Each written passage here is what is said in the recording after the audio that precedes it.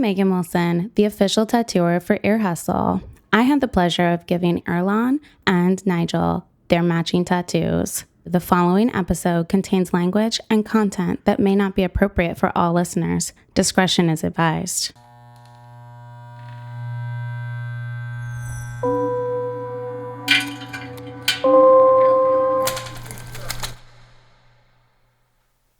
How many tattoos do you have? Probably over 100. Oh, come on. More than that, probably, yeah. Probably close to about 500 or more, if not more. When I look at tattoos, I don't see, oh, that guy's crazy or that guy's bad. I see, well, man, that guy's got an imagination. Okay. You know, he's got a sense of humor, right? He's courageous. This is Peter. We spotted him on the yard at San Quentin a few months ago, and we were like, man, we need to know a little bit more about this cat. I grew up on the res, and tattoos on the res were Indian culture. Mm-hmm. So at an early age, I was introduced to tattoos. By the time I went to YA, I had a couple of them on me already. It was a thing to do. People would pass the time. Peter was locked up in YA. That's the Youth Authority. It's a detention facility for kids under 21. He knew a guy who did tattoos in there, and he wanted one. So the guy says sure, but before they get down to it, they start drinking Pruno, which is prison-made booze. I don't know if you ever heard of Pruno, but Pruno's a drink that we make out of vegetables and fruit and stuff.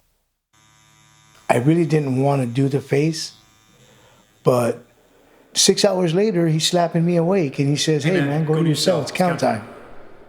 And my eyes were swollen shut, my lips were swollen, my nose was swollen, and I thought, what's going on here? And he said that I was talking to him while he was doing my neck, that I wanted my face done. And he said, what are you into? And I said, skulls. So he gave me a tattoo of a skull, like a decaying skull, and then the triple X, and the words, forgive my language, says, fuck what you think. Wait, this is 1 6-hour session? Yeah, this was a whole 6-hour session on my face. I guess the last hour or two before he finished, I guess I passed out, and I remember him slapping me awake, and he said, go to your cell, it's count time. By that time, I had triple X, what would you think? I had a spider, I had a skull, and then I had horns, and then I had a cross on my face. It goes over your eye? Yeah, my eye. Well, how old were you? I was 13. What? I was 13 years old when I got this. And what did you think when you saw it? Well, I thought, well, there goes my career. Erlon, you made it out of prison pretty tattoo-free. I did, but a lot of guys get tatted up in prison. Some of those tattoos are good, and some are, less so, Like, I've seen some that looked like shit. Yeah, totally.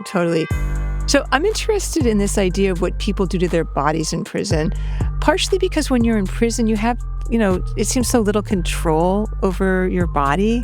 Mm-hmm. I mean, there are restrictions on, like, when you eat, what you eat, where you can exercise, when you sleep, and obviously you can't just go wherever you want. Right, but people gonna find some ways to take some of that control of their bodies back. And that's what we're talking about today. We are focusing on men's prisons specifically. What do people do with their bodies in prison? How do they think about them? And how does being in prison change that? I'm Erlon Woods. I'm Nigel Poor, and this is Ear Hustle from PRX's Radiotopia.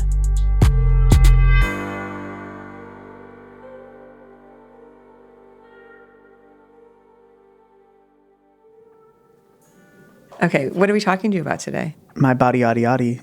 That's the technical term. Body yaddy yaddy? Body yaddy yaddy. Megan the Stallion said that is how you're supposed to call your body. Why did you bring her up? Oh, because she's really body positive.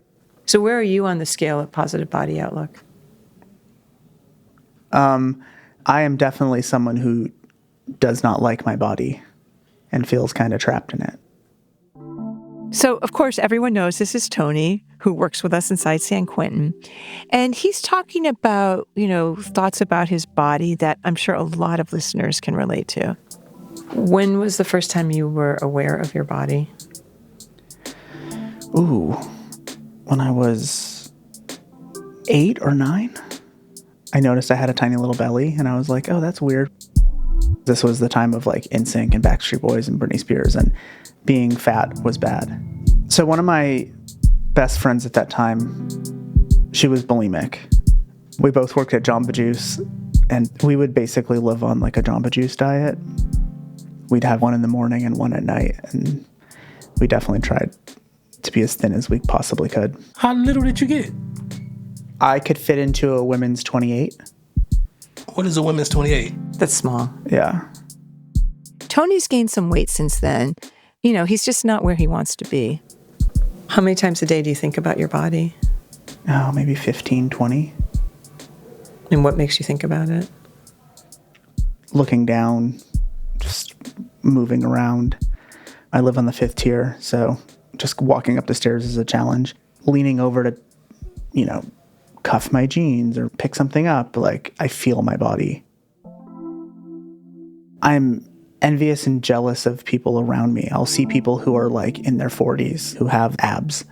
And I'm like, how do you have that? Like, how is that even possible?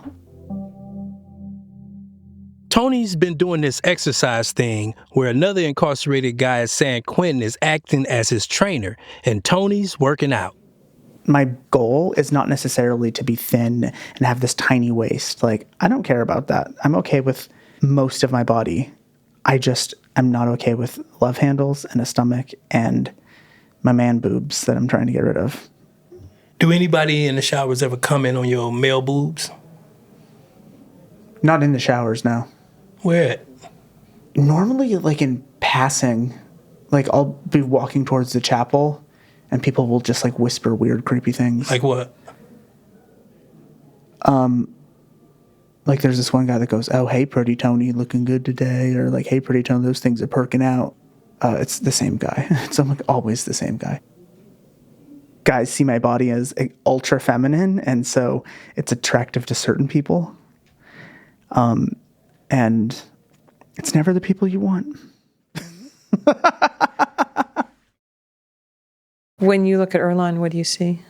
Regular dude who's lost a lot of weight since I've seen him. That's crazy because I've gained all it. I know he's gained a lot back. I've gained all my weight back. Okay, but when you look at Erlon, do you judge him? No, I don't judge other men's bodies. I know, and why do you think you are so harsh on yourself? I think it's because I see other people gaining results, and I just don't feel or see that I'm gaining results. It's hard to pass the kitchen cabinet without checking in on the cookies. Yeah. So I get it. Yeah. Do you think you two have something in common? We both fat boys. So just then, Jason, one of our interns, walked in. Okay, so would you consider us 2 Sharpie markers, and would you consider Jason a number 2 pencil? Yeah, I would do 2 Sharpies and like one of those cigarette filters that like French women used to smoke in the 1920s. Oh, that's almost like saying unfolding the paperclip. What's up, Jason? What's up? Turned out, Jason had his own questions about what it's like to have a body like Tony's in prison. So when you shower, how do you feel like being naked in front of other men, being that you have like body insecurities and stuff like that? I try to hurry up and just like shower and get out. I notice that like a lot of people will get in there and they'll just have a full-on conversation and they'll wash their laundry. I just get in and get out as fast as I can. The second I'm done showering, I also will put my towel over me so that I hide my entire stomach and my entire like chest so that I can just like cover myself, and then I'll go and stand backwards towards like the wall so that not many people can see me. Is that because you're uncomfortable or you don't want to make anyone else feel uncomfortable?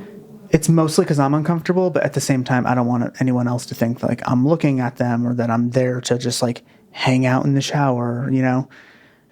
So are you saying you're not a shower shark? No, I'm definitely not a shower shark, no. What is a shower shark? Someone who looks at other people's penises. OPP.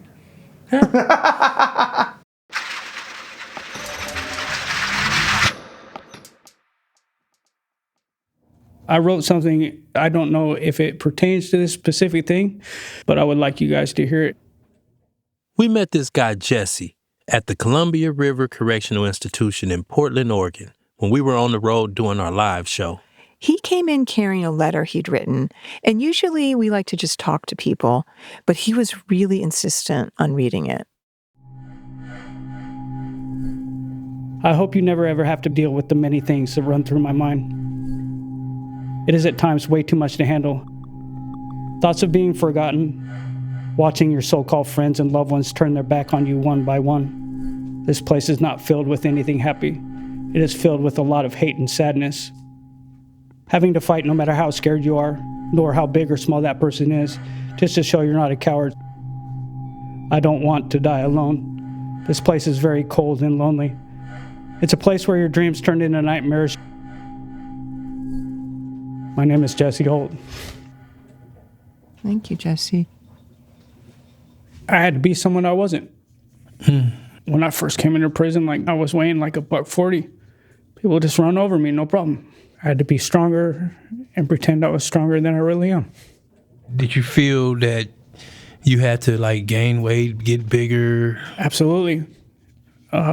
What's the saying go? Wolves don't stop and ask the opinion of sheep.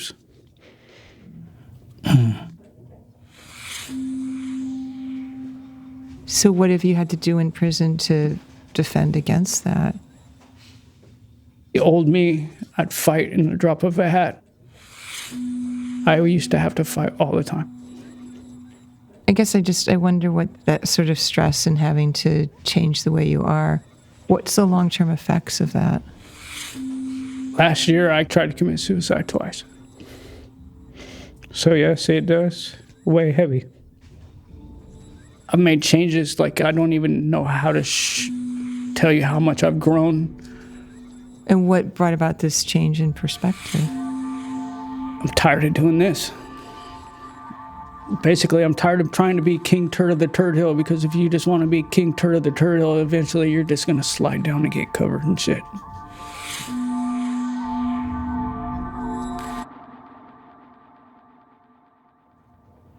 Before I came to prison, I was afraid.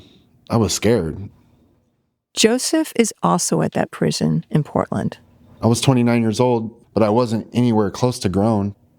Essentially, I was a little boy that was in a man's body going to a men's prison, so I can only think that lifting weights and getting big is a way of protecting myself. I don't want to fuck with that guy because he might punch me in the face. I kind of had this image of people and what they looked like being in prison, and it was that persona of having big muscles and portray that kind of toughness. When I think about it, I always think about upper big body and two-pick legs. Yeah. So that's funny that you said that, because something I've heard over the years is you don't want to have a California body. And I'm like, what? What do you mean a California body? And they're like, well, a big chest, big arms, big back, and no legs. And so I'm like, well, I'm not going to be that guy. Earlonne, I know what a California body is, but okay.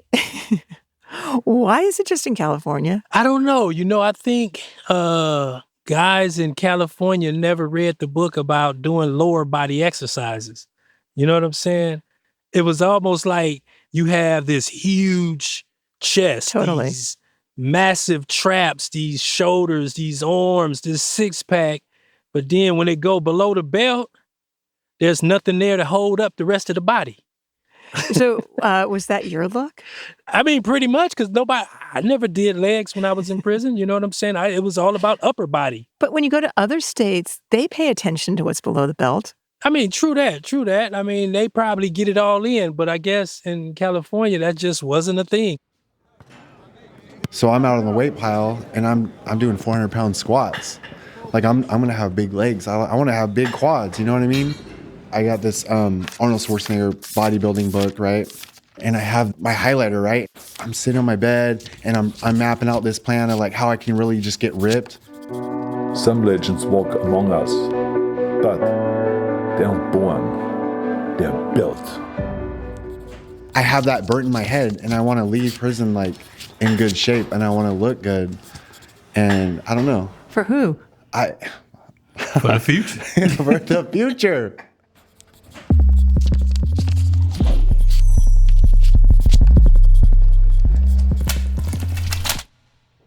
Here in the men's prison, is body image a thing? Oh, yeah. This is the last guy we're going to hear from that prison in Portland. And listeners might remember Robert from our previous episode talking about hugs. Yeah, it was called the corny ass episode. We have very limited ways from separating ourselves from the pack, which is important as men, as humans, and to feel seen. Mm-hmm. We want to feel seen. So it's body image is one of the few outlets we have in here to be able to do that. So what have you done to yourself to make you be seen? Exercise, just trying to stay healthy. I'm a Leo, so I believe in this is my crown, my mane. I like to grow my hair out and kind of keep it kind of flashy. I love the mullet, so I'm kind of different. Keep it professional up front and partying in the back. So since this is audio, can you describe physically what you look like? Tall, 6'3", 230 pounds, dark hair. I work out a lot. Strong. And body-wise, what were you like on the streets? Well, I always carried an equalizer, so it didn't really matter, I come from a gang background where short hair was kind of part of the dress code. So it's kind of an open rebellion to the code I used to live by, and it's also just kind of a acceptance of myself and wanting to be beautiful. Are you more muscular than the majority of the guys here? Probably more than most, less than some, definitely. Is it competitive? Yeah, I'd be lying if it wasn't kind of a badge of honor to be the strongest dude on the yard. Again, it's one of those things that distinguishes you from the rest of the pack. Yeah. And I don't know if it's so much about respect or just the recognition, feeling seen. That's what I was wondering. Is it about safety, respect, or something else? It used to be. I was somebody that thrived off of being feared when I walked into a room. Now, not so much. I try to channel a lot more energy into being loved and respected even after I leave the room. Do you remember being afraid of other people? Yeah. Is that something you can talk about or not? Yeah, that started young too. My dad's always been gone. He's in federal prison right now. So I had kind of a rotisserie of stepdads and boyfriends and stuff in and out of my life growing up. And that's, a lot of fear came along with that. So, yeah.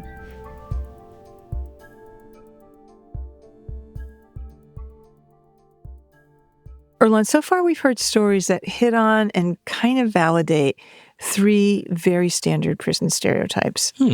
1, getting harassed in the shower. Okay. 2, if you're scrawny in prison, you're going to be a victim. And 3, every big, strong, muscular guy who wants to intimidate people is really a damaged and scared little boy on the inside. You might got a point there. And this next one is about a stereotype too. Yeah, and I think it's going to make some people a little uncomfortable. That's coming up after the break.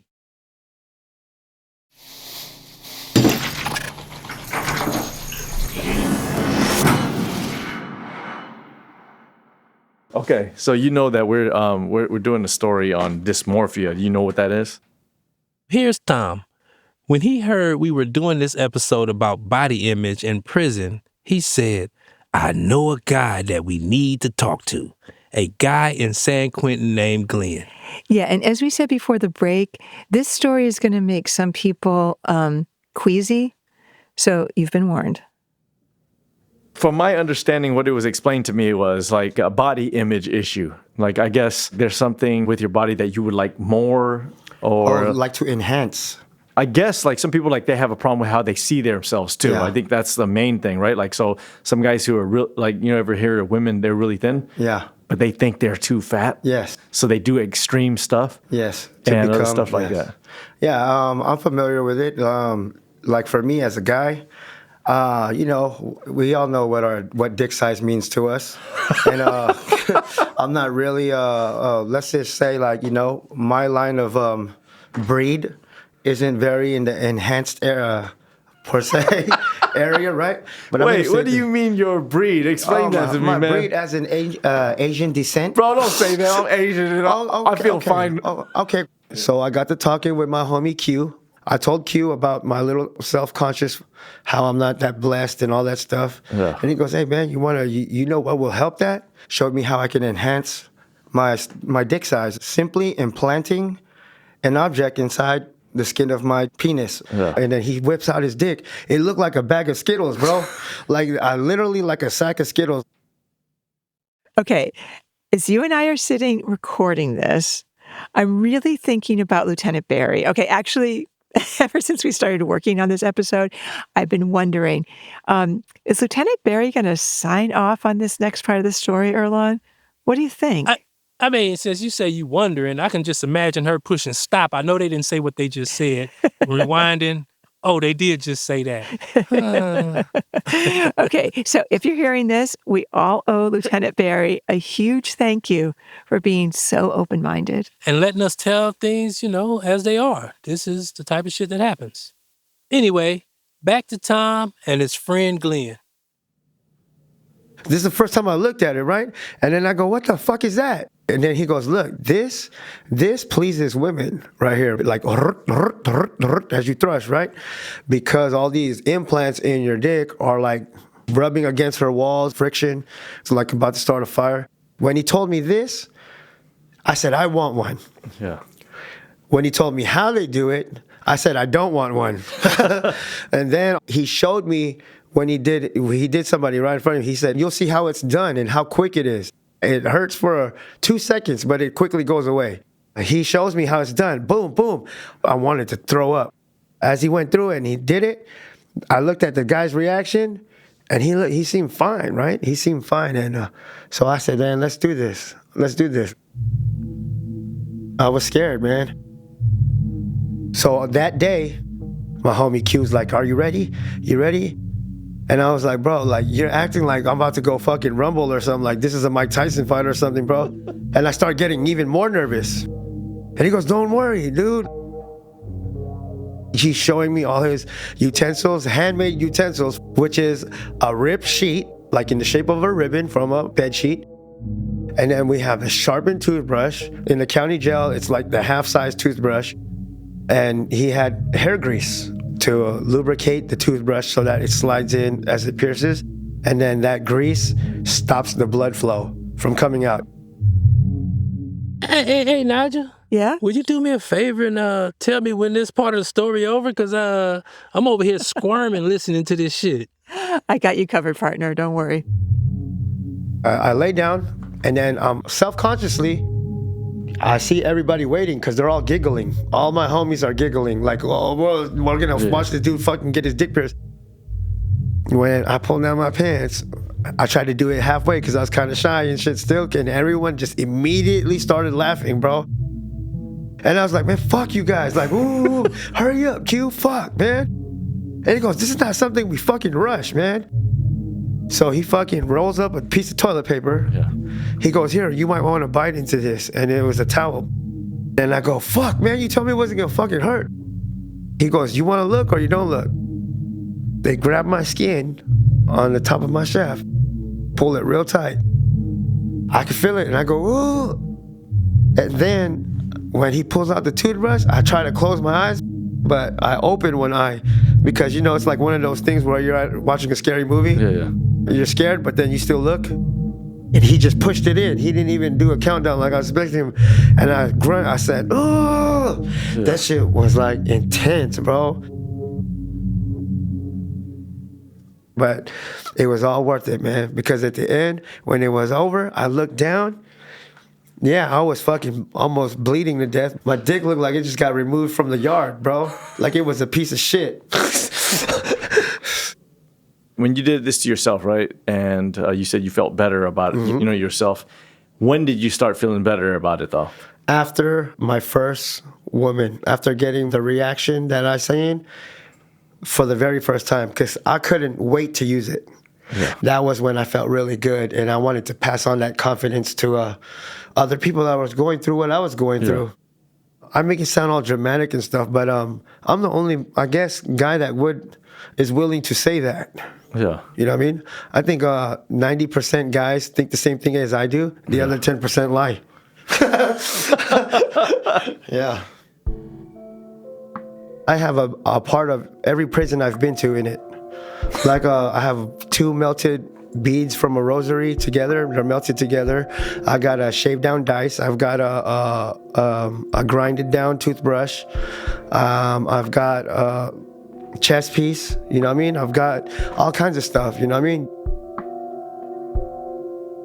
What I want to ask is going back to the beginning when you were talking about the reasons you do it, right? Yes. So what is the thought behind it again? Like, give me a detailed description of what the thought and how it makes you feel. Okay, it makes me feel superior because I like to believe I'm an alpha or I'm a dominant man, and I have this disease where I compare myself, and that's what makes me want to enhance myself. It makes me kind of like self-conscious in a pathetic way, because when I enhance myself, I'm like basically no longer have to pretend I'm Bruce Wayne and fucking Batman. I'm actually Batman all the time. Yeah. You know what I mean? With the marble.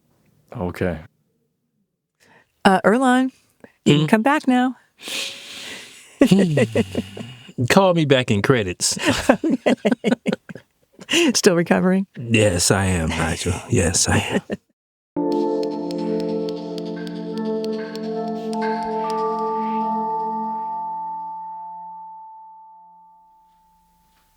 Nigel. Yeah. Can I ask you a real question? Of course. Like, when you look at me, what do you see? Okay, we're back with Peter. He's the guy we met at the top of the episode who got his face all tatted up when he was serving time as a 13-year-old. Okay, so I've seen you around the yard. Right. And of course I was curious because you really stand out. The first time I saw you, what scared me was the tattoo you have under your mouth is another mouth. Yeah. And so it's very hard to know what you look like. It took me a minute to realize, oh, that's not his mouth.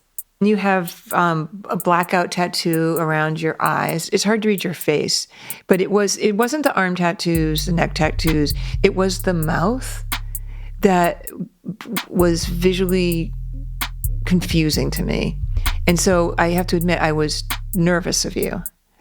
And I really wanted to talk to you because I wanted to know, who is this person? And I talked about it with the guys that we work with. And I was like, well, do you think I can just go up to him? Do you think he's just going to be mean? Will he be like, don't talk to me? And so I had to get my courage up to come talk to you.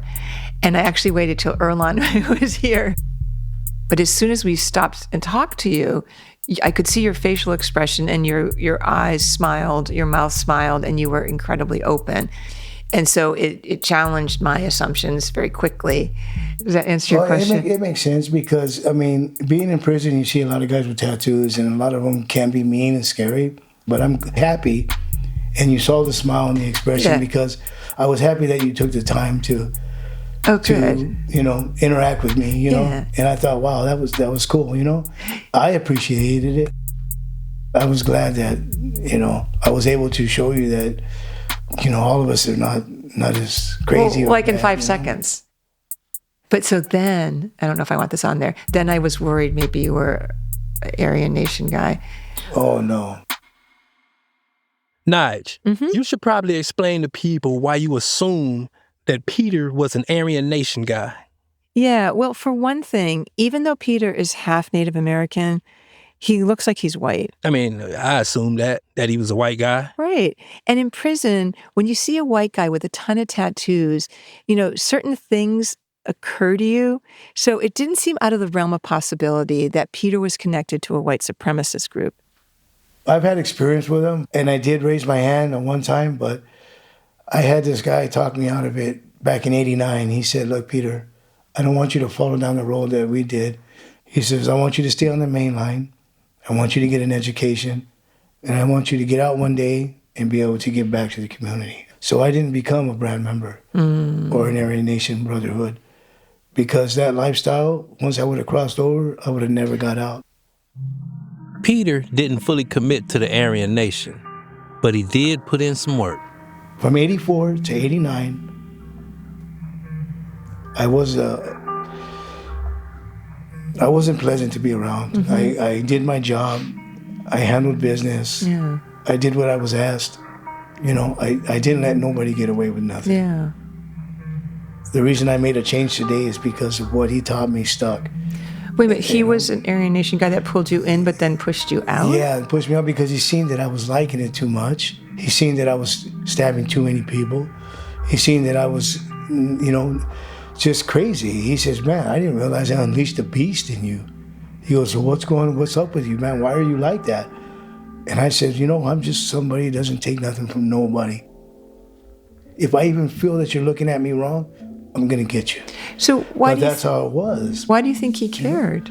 I think he saw himself in me. And I think because he was just like me. You know, I was much younger. I was still a teenager. Wow. I just turned 18. Do you think that having your face and all these tattoos on your body can in some ways operate as a mask that allows you to do things that you might not be able to do if you didn't have them? I didn't get it for that reason, to keep people away from me or to show them that you don't want to mess with a guy like me. But when I went to prison, it did help me. It did show people like, wow, you know, don't mess with this guy. Yeah. It helped me in a lot of ways. I'll give you that. It did help me in a lot of ways. It kept people away from me. And I didn't have as much problems because they took one look at me and they didn't want to mess with me. How many women's names do you have tattooed on you? 3. Okay. I've only been with 3 women my whole life. And you have a tattoo for each of them? Yeah. Mary on my shoulder. Okay, now tell me about Mary. I was a virgin when I got out. I went in when I was 13. I was 22 when I got out. I was a virgin. I loved her, you know, in that sense because, you know what I mean? And I don't want to let her go. You know, this is my girl. She opened my eyes to a relationship with a woman. She opened my eyes to being a heroin addict. Jennifer, she was more of a hippie type, peace-loving. And I don't know how we ended up together. Our lifestyles were totally different. She made me understand the reason, you know, behind everything that I went through with my tattoos. Because I've been out with my tattoos before. She helped me understand not to be discouraged, to be open-minded, to allow people to be who they are, whether they think bad about you or not. And that I had no right to judge them based on how they see me or what they think of me. And she made me promise to still be cordial and respectful, even if I thought somebody was being mean to me because of it, that I was supposed to like nod and wave and say hi. And I thought, well, isn't that a little extreme? She goes, well, isn't your face a little extreme? I told her, yeah. She goes, there you go. It's extreme for them just as it's extreme for you. Sounds like an interesting woman. She was, and I wanted to marry her, but she passed away too. She OD'd. She was my dream girl. Heather on my lower back. Can you tell me something about Heather? Heather was a call girl. I fell in love with a call girl back in '95, and we stayed together 22 years. When I met her, she was working with an escort. She was on a call with 2 guys, and I just got out of Tracy in '95. And I was walking down Palm Springs Strip, and I fell in love. It was love at first sight. With her, it was more of a attraction, a animal type. I seen the way she was, piercings, a couple of tattoos. It was the first time ever I seen anything like it, and I thought, wow, she's crazy. I approached these 2 guys, and I said, excuse me? And I pushed the guy to the side, and I told the other guy, excuse me? And I pushed him to the side. I got on my knees. I put her foot, her high heel, 9-inch high heel on my leg, and I rubbed her foot, and I said, I'm in love with you. She tried to pull it back, and I said, excuse me, you didn't hear what I said? I said, I'm in love with you. And these guys said, hey, we paid for our time, which I didn't know what they were talking about. I didn't know she was a call girl. So I took my shirt off, and they seen all the tattoos and the muscles, and they said, wow. And I said, look, if you don't want to pay for my time, I suggest you give me 10 minutes with a young lady. We're going to have a drink, and if she likes what she hears, then we're going home together. How does that sound? And they said, well, we don't have no problem with that. I said, thank you. Well, we stayed together 22 years. I'm glad I got to experience 3 different relationships. You know, one was with the vices and the drugs that were no good. And one was the foundation of real love, something that had meaning and substance. And the third relationship with Heather, she accepted me for who I was. And no matter who I was or what I did, I accepted her for who she was. If you had to make a new tattoo in honor of Jennifer, what would it be? It would be me and her holding hands, standing there looking at the flowers and the sun. I think that anybody who experiences being locked up at an early age, all they really want is someone to really love them and some kind of peace without all the anger and frustrations that they go through being locked away. That's what Jennifer brought me. You don't have a lot of canvas left, so where would you put this tattoo? I saved 2 spots on my side, right here. Peter pointed to these 2 spaces on either side of his torso. One he was saving for his mom, and the other for Jennifer. Those are the only 2 women in my life that ever loved me unconditionally. So I think that they deserve it. I guess it turns out you're sort of a softie. Yeah, and I think that my Aryan brother, I think he saw that in me, and I think that's why he chose a different path for me. Yeah.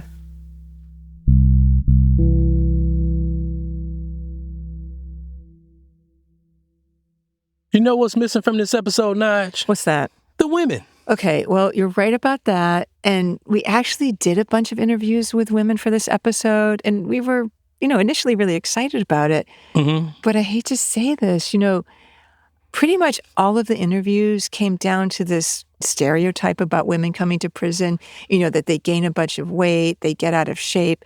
And I couldn't get my heart or my mind around doing a story like that. I just couldn't. But what if it's true? I don't know. I mean, I just feel like we had to dig deeper than that. I don't know, Nigel.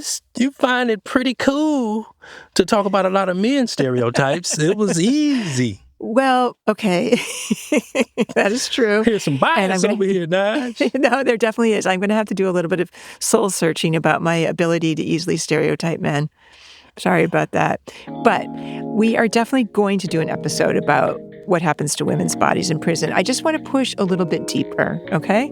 We're going to get to it. I know we'll do it. But you're going to have to do that one on your own because, I just don't want to be that dude asking women how they feel about their bodies, That's asking for a lot of trouble, Yeah, no, I hear you. I ain't trying to set myself up, Nigel. I would never let you. Okay. I'll let you lead the way.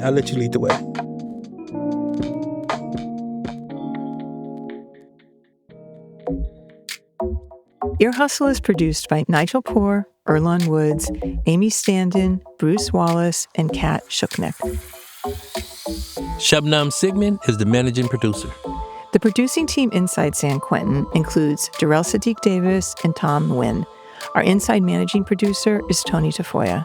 Thanks to Warden Andes at San Quentin Rehabilitation Center, Acting Warden Padilla, Associate Warden Lewis, and PIO Lieutenant Avina at the California Institution for Women, and Warden Dela Cruz and PIO Lieutenant Vogel at the Central California Women's Facility for their support of the show.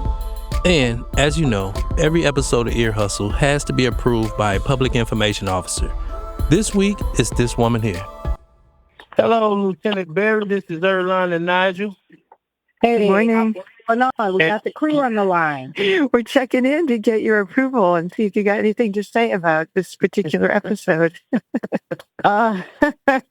Yes, everything that you all mentioned in the episode took place.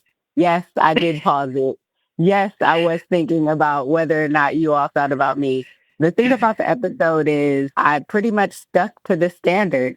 If it does not jeopardize the safety and security of the institution or discredit the department and what we have going on, I am absolutely going to approve it. Yes, we do have episodes that are going to be controversial, sometimes hard to talk about or don't want to talk about, but is it something that actually happens behind these walls? Absolutely. And so, yes. Lieutenant Giamare Berry, I am the Public Information Officer here at San Quentin Rehabilitation Center, and I do approve this episode. Bruce Wallace, Earlonne Woods, and Darrell Sadiq Davis sound designed the show. Fernando Arruda and Harry Colhane are our engineers. Music for this episode comes from Antoine Williams, David Jossie, Dwight Krisman, and Darrell Sadiq Davis. For more information about this episode, check out the show notes on Ear Hustle's website, earhustlesq.com. Ear Hustle receives support from the Just Trust, building a smaller, more humane engine of justice and safety across the country. And if you want to learn more about this episode and all of our episodes, sign up for our monthly email newsletter, The Lowdown. You can see photos, go behind the scenes of our episodes, and find out what we're up to. Sign up at earhustlesq.com/newsletter. And you can also find us on social media, Instagram, Facebook, YouTube, Blue Sky, and TikTok. Ear Hustle is a proud member of Radiotopia from PRX, a network of independent, creator-owned, listener-supported podcasts. Discover audio with vision at radiotopia.fm. I'm Nigel Poor. I'm Earlonne Woods. Thanks for listening. You know what else Earlonne will do? We'll be in a random place, and there'll be a scale there, and he'll get on it. Good. No.